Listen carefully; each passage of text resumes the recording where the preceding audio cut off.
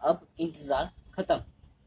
अब आ गए हम अपने पार्ट 2 पे, सर्कल्स के। हाँ, आप सही सोच रहे हो। हमारी जो पिछले फैक्ट रह गया था, बोनस फैक्ट, वो आज इस चैप्टर में हम कंप्लीट करेंगे। और साथ ही साथ जो हमारे थ्योरम्स बचे थे उनको भी हम जानेंगे और साथ में एक एक्सरसाइज भी करेंगे। मैं शायद जानता हूँ कि ये थोड़ी लंबी जाने वाली है वीडियो, तो इसको आप अंत तक देखना। तो वेलकम बैक दोस्तों हमारी अगली वीडियो में। आप आए हमारी सर्कस की पार्ट 2 की वीडियो में। तो जल्दी से स्टार्ट करते हैं। तो चलो दोस्तों, हम अपनी वीडियो स्टार्ट करते हैं।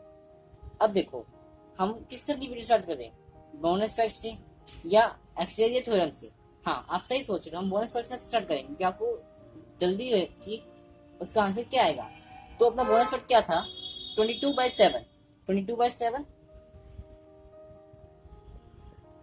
कि हमको डेसिमल एक्सपेंशन निकालनी है और हमारे वैज्ञानिक को थोड़ा रॉन्ग प्रूफ करना है कुछ मिनटों के लिए। और मैंने यहाँ पे कुछ मिनट क्यों बोला वो आपको आगे जाके बताऊंगा। तो 22/7 मैं निकालता हूँ, डिवाइड करता हूँ। 22 7 3 21 1 0.17 3 0 4 28 2। यहाँ तक निकली हमारी पाई की वैल्यू। अब आगे देखते हैं कि क्या निकलेगा। 0, ठीक है। फिर ये आएगा 2 14 6 0 8 56 4 0, ठीक है। मैं यहाँ पे लिख देता हूँ, अगर आपको दिख नहीं रहा तो 4 0, ठीक है। तो उसके बाद क्या आएगा, यहाँ पे 5 पे जाएगा 35 5 0 7 49 1 0 1 7, सॉरी 3।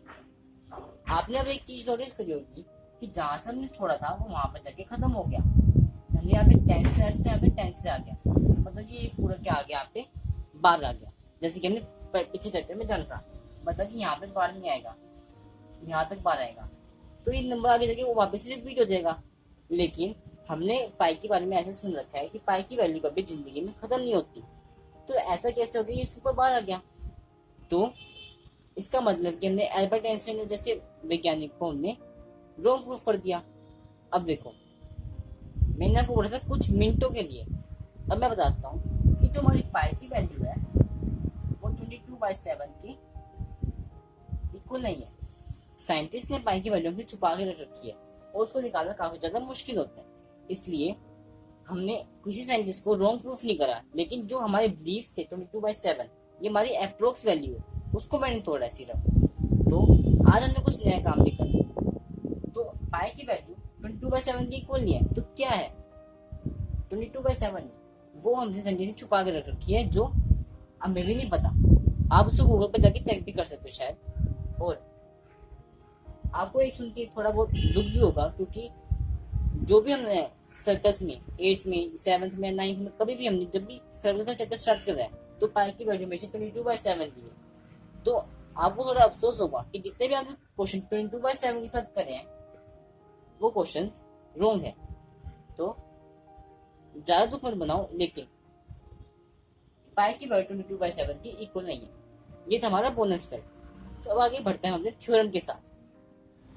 दोस्तों चलो अब बढ़ते हैं अपने थ्योरम्स की ओर। थ्योरम्स थ्योरम्स मतलब क्या?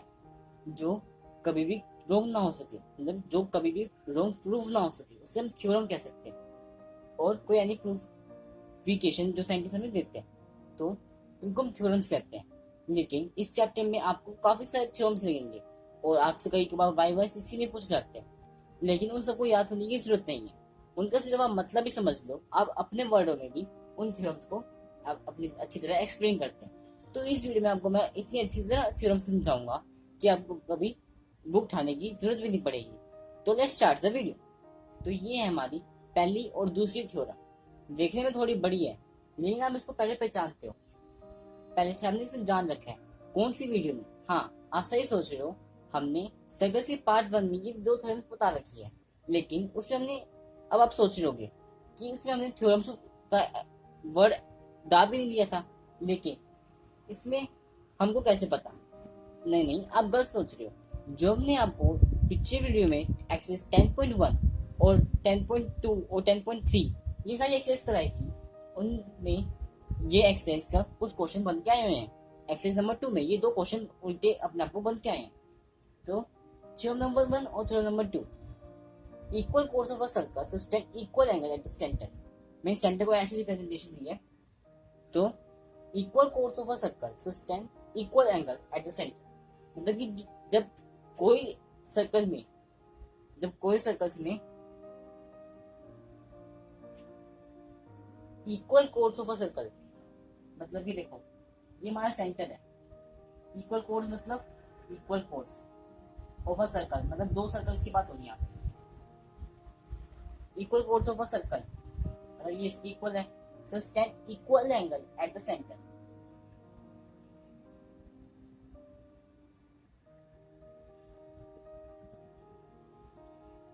वो कहता है कि equal course of a circle हमेशा इक्वल एंगल्स बनाते हैं सेंटर में। अब हम इस चीज को प्रूफ कैसे करें?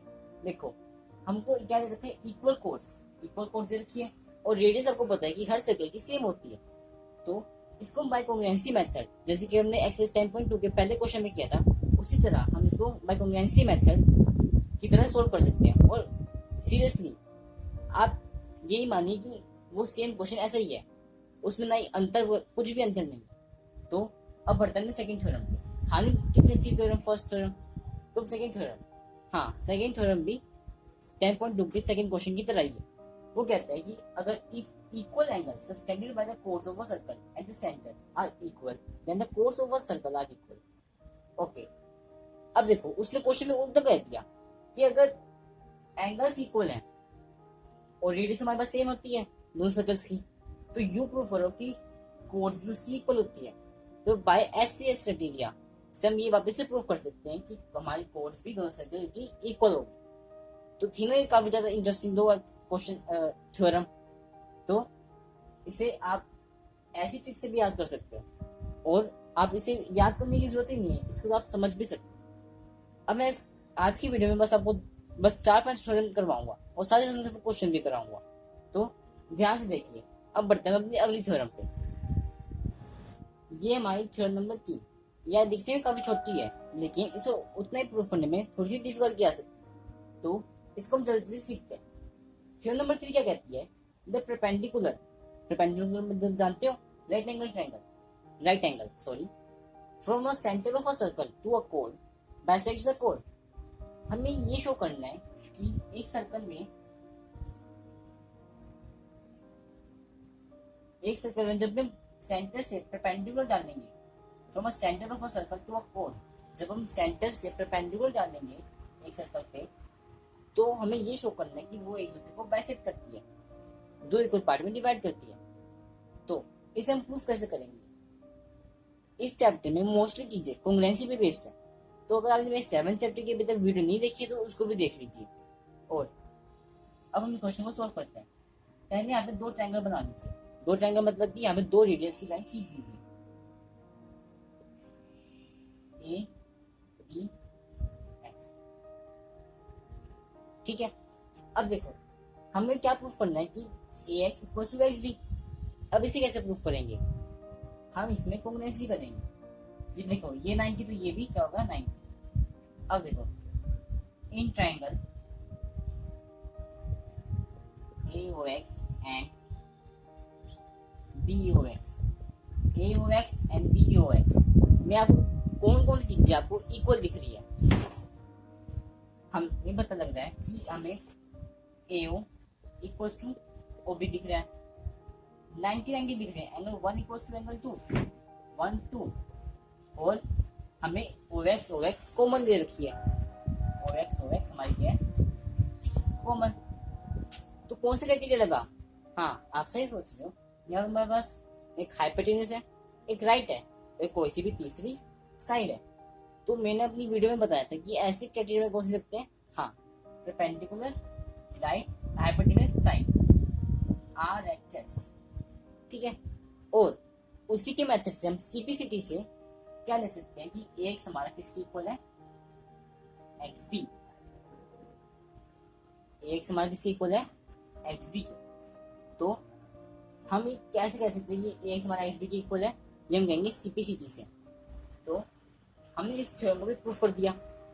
तो बढ़ते हैं अगले थ्योरम, है ना काफी इजी थ्योरम। चलो अब अगले थ्योरम में बढ़ते हैं। अब आए हम अपने थ्योरम नंबर 4 पे। ये थ्योरम थी की तरह अपोजिट है।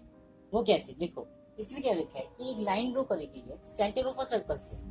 देखो मैं एक सर्कल बनाता हूँ, वो कहता है कि एक लाइन ड्रॉ करी गई है सेंटर ऑफ अ सर्कल से to a code is perpendicular to a code. हमें वो कहता है कि जो सेंटर से लाइन कोड पे पड़ी है वो हमें परपेंडिकुलर है। इसी चीज को हमें प्रूफ करना है कि वो परपेंडिकुलर क्यों है। तो हमने पिछले थ्योरम में देखा था कि उसने क्या देखा कि अगर हम सेंटर से कोई लाइन कोड पे गिरते हैं तो बाइसेक्ट करती है, और वो तो परपेंडिकुलर अपने आप ही शो कर रखा था।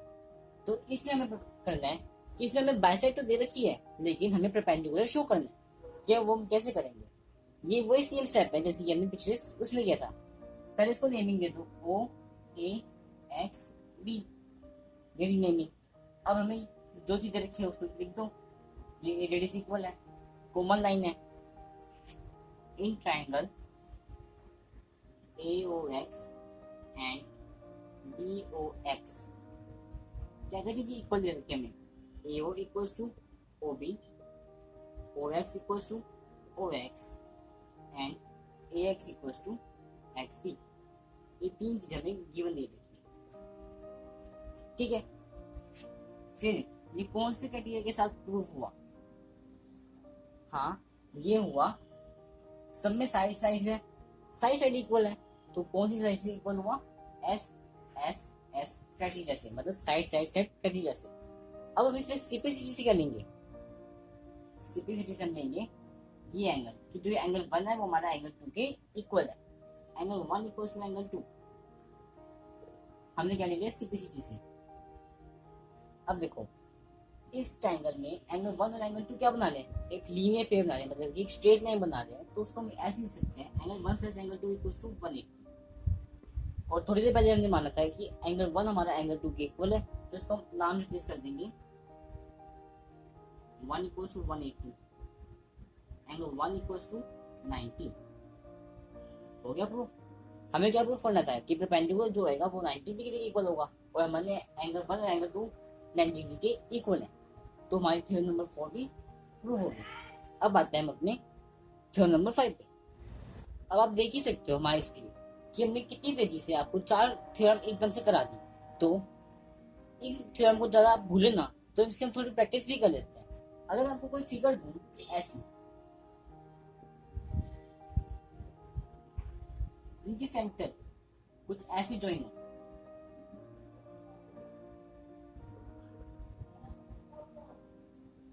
और आपको AB की वो निकालनी हो, तो आप किस तरह निकालोगे। मैं कह रहा हूँ कि दो सर्कल्स हैं जो आपस में डिसाइड कर जाए at the point of A and B, उनके दो सेंटर है O डैश, उनको हमें लाइन दे रखी है रेडियस एक 3 एक 5, और बीच का कॉमन विड्थ दे रखी है हमें 4 सेंटीमीटर। तो कैसे निकाल सकते हैं कि AB, जैसे कि आपने देखा होगा कि O डैश और A हमारे पास क्या दे रखे हैं ट्रायंगल, और ट्रायंगल निकालने का फॉर्मूला आपको अच्छी तरह जानते हो, वो है हमारा हीरोन्स फॉर्मूला। हीरोन्स फॉर्मूला से हम इसका इजी सा निकाल सकते हैं। जैसे कि देखो एस हमारा क्या होगा 5 प्लस 4 प्लस बाई 2, 9 प्लस 3 12 6। अब वो निकाल दो इसका, वो 6 माइनस 3 6 माइनस 5 6 माइनस 4, ठीक है। अब क्या आएगा रूट 6 2 3 1 आ गया। अब क्या होगा 2 3 6 6 6 क्या है पेयर में, तो क्या आ गया रूट 36, और रूट 36 से क्या हो गया 6। हमें इसका एरिया बताएगा क्या है, वो हमारा 6। अब इसकी AB की लेंथ कैसे निकालेंगे, जब भी कोई लाइन ऐसे डिवाइड होती है वो हमेशा 90 डिग्री पे डिवाइड होती है, और 90 डिग्री का अगर हम मीडियन निकाले तो कैसे निकलते हैं half into base into height, ठीक है। अब बेस हमारा क्या है यहाँ पे 4, हाइट क्या है हमारे पास यहाँ से लेकर OA की, ये वाली एक्स की, यहाँ से लेकर इतनी हाइट क्या है हमारे पास, वो हमारे पास है कुछ भी नहीं, उसे हम मान लेंगे h, और वो किसके इक्वल है, वो है इस एरिया के। तो हम काट पीट के जो भी हमारा आंसर है वो हमारी हाइट आई इतनी, कितनी आई हमारे पास हाइट आई हमारे पास 3 सेंटीमीटर। अब देखो 3 सेंटीमीटर कहां से कहां के बीच में आई, इस पॉइंट के बीच में आई हमने अब देखो, अब हमने थ्योरम में क्या देखा था कि जो भी लाइन सेंटर से पास करती है वो हमेशा इक्वल पार्ट्स में डिवाइड करती है। तो जो लाइन सेंटर से पास कर रही है तो इसको 2 इक्वल पार्ट में डिवाइड कर रही होगी, ax और xb में। तो इसको हम इंटू 2 कर देंगे ताकि हमारे पास पूरी हाइट आ जाए, आगे हमारे पास 6 सेंटीमीटर ए बी। था ना काफी इजी क्वेश्चन। हमने बस क्या करा, इसको 2 से मल्टीप्लाई कर दिया। क्यों करा, ताकि हमारी जो बाइसेक्ट लाइन है वो पूरी हो जाए। ये देखो ये हमारे पास 3, ये 3, तो 3 + 3 क्या हो गया 6। ये था हमारा नंबर क्वेश्चन नंबर 1। अब चलो बढ़ते हैं क्वेश्चन नंबर 2 पे। जो आने वाला क्वेश्चन है काफी ज्यादा इजी। क्वेश्चन नंबर 2 क्या कहता है हमारे पास कि 2 सर्कल्स हैं हमारे पास, बहुत बड़े बड़े 2 सर्कल्स हैं जिनमें से एक लाइन पास कर दी है, सेंटर से पास नहीं कर दी, सेंटर यहाँ पे है। वो कहते हैं कि जो लाइन है वो इस पे पड़ रही है और M पॉइंट दे रही है। तो ये हमारे पास ए बी सी और डी, ठीक है। हमें ये फाइंड करना है कि हमारी जो ए बी है वो सी डी की इक्वल होनी चाहिए। तो हम कैसे प्रूव कर सकते हैं, वही सेम थ्योरम। जब भी कोई लाइन सेंटर से पड़ती है वो हमेशा उनको 2 इक्वल पार्ट में डिवाइड करती है। अगर हम छोटी से देखें, बीसी की नजर से देखें, तो उसके वो कैसे डिवाइड करेंगे, B M equals to M C. अगर हम बड़ी की नजर से देखें तो वो कैसे डिवाइड करेगी, A M equals to M B. अब जो हमारे पास 2 इक्वेशन आई है इनको माइनस कर देते हैं, जो हमें देती है A B equals to C D. बस हो गया, इतना सा क्वेश्चन था हमारे पास। देखो A M equals to M D, B M equals to M C, दोनों को माइनस कर दिया, आंसर आ गया A B equals to C D. था ना काफी ज्यादा इजी क्वेश्चन। अब बढ़ते हैं क्वेश्चन नंबर 3 पे। तो दोस्तों हमने अब काफी सारे क्वेश्चन आंसर कर लिए। अब हम थ्योरम नंबर 5 पे बढ़ते हैं। अब हमारा थ्योरम नंबर 5 पे कहता है कि 2 इक्वल कोर्स, मतलब कि A B equals D C, A B equals D C, जब 2 equal chords are equidistant from the centre. Equidistant from the centre मतलब क्या, वो equal distance from the centre. Equal मतलब कि ईओ इक्वल्स टू एफ, ताकि वो equal distance from the centre बने। देखो हमारे तो 2 कोर्स हैं वो हमेशा equal distance from the centre के होना चाहिए। तो इसको हम कैसे प्रूव करेंगे, बिल्कुल सही दोस्तों, आप सही सोच रहे हो, हम इसे प्रूव करेंगे बाय द कॉन्ग्रुएंसी मेथड। अब देखो हम 2 चीज गिवन दे रखी है उसे हम इक्वल ले लेते हैं, जैसे कि A B equals D C. अगर हम दोनों तरफ हाफ हाफ कर दें तो ए बी का हाफ ई बी और डी सी का हाफ एम डी एफ। मैंने ये वाला हाफ क्यों नहीं लिया, क्योंकि मुझे इन 2 ट्रायंगल में कॉन्ग्रुएंसी करनी है, इसलिए मुझे पार्ट चाहिए थे, इसलिए मैंने इसका ये वाला हाफ इक्वल ले लिया। अब दूसरी बात, जब भी सेंटर से कोई लाइन ड्रॉ होती है वो हमेशा इक्वल पार्ट्स में ड्रॉ करते हैं। और वैसे भी आपको डायमीटर दिख रही होगी, और डायमीटर हमेशा 2 इक्वल पार्ट में डिवाइड होती है। और जब भी सेंटर से कोई लाइन ड्रॉ करे जाती है वो हमेशा 90 डिग्री पे ड्रॉ होती है। तो ये भी 90 और ये भी 90। आप इससे अच्छी से कॉन्ग्रुएंसी कर सकते हो। मैं आपको उसमें डायरेक्ट कॉन्ग्रुएंसी करके दिखाता हूँ। इसमें क्या लगेगा, आर एच और कोई सी भी एक साइड एस। आर एच से हम इसे प्रूव कर सकते हैं, R H S right hypotenuse side से हम ये क्राइटेरिया प्रूव कर सकते हैं। और हम सिंपलिसिटी में क्या लेंगे, हाँ हम लेंगे ईओ इक्वल्स टू ओ है, ईओ इक्वल्स टू ओ है, हम लेंगे सिंपलिसिटी। ये था हमारा आज का 5 थ्योरम। बाकी के आने वाले 5 थ्योरम हमने अगले सिंगल चैप्टर में देखेंगे। और आपको थोड़ी बहुत खुशी हो जाएगी, हमने एक्सरसाइज 10.4 के जो आपको मैंने प्रैक्टिस क्वेश्चन आंसर्स दिए थे वो 10.4 के क्वेश्चन आंसर्स थे, और उनके हमने काफी सारे क्वेश्चन आंसर कर लिए। और बचे क्वेश्चन आंसर अपने अगले पार्ट में और अगले थ्योरम के साथ करेंगे। तो तब तक के लिए बाय बाय। और अगर आप हमारे चैनल पर नए आए हैं तो उसको सब्सक्राइब करे बिना मत जाए, और साथ ही साथ उसके साथ एक घंटे वाला सिंबल आता है और उसको भी दबा दीजिए। Thanks for watching.